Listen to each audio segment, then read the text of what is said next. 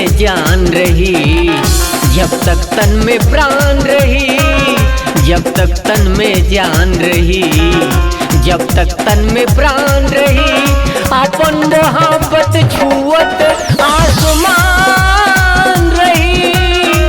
सावन आई भादो आई बरखा चाहे बसंती, अपन मिलन रही, जब तक तन में जान रही, जब तक तन में प्राण रही।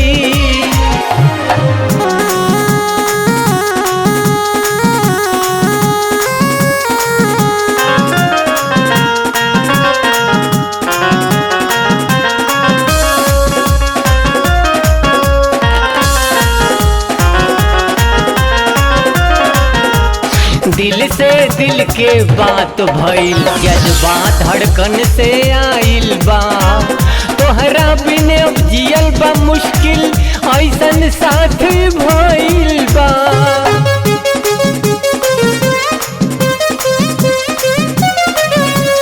दिल से दिल के बात भइल, जज्बा धड़कन से आइल बा, तोहरा बिने अब जियल बा मुश्किल, ऐसन साथ भइल बा।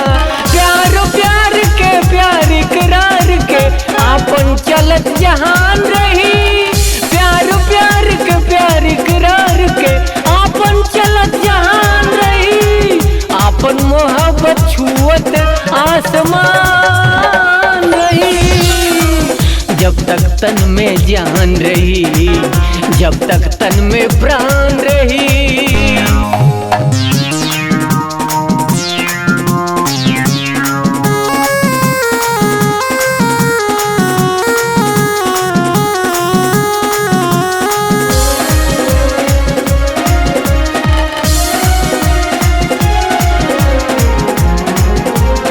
आदि भइल बुनियाद भइल, जे प्यार के अंत न अब होई, इतना मियाद ईश्वर दी है, जीवन पर्यंत ही रही।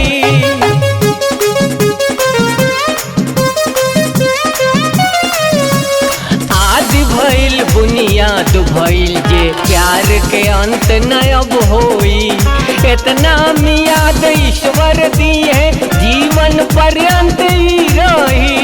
अव्वल असल प्यार ऐसन केहू हैरान रही, अव्वल असल प्यार ऐसन केहू हैरान रही, अपन मोहब्बत छुअत आसमान रही, जब तक तन में जान रही, जब तक तन में प्राण रही।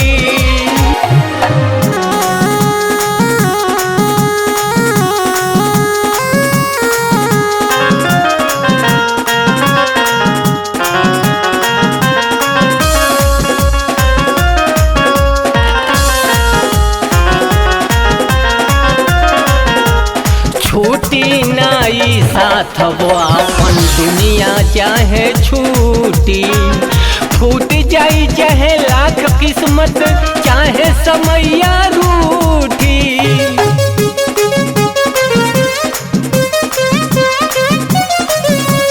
छूटी नाई साथ वो अपन दुनिया चाहे छूटी, फूट जाई चाहे लाख किस्मत, चाहे समैया रूठी।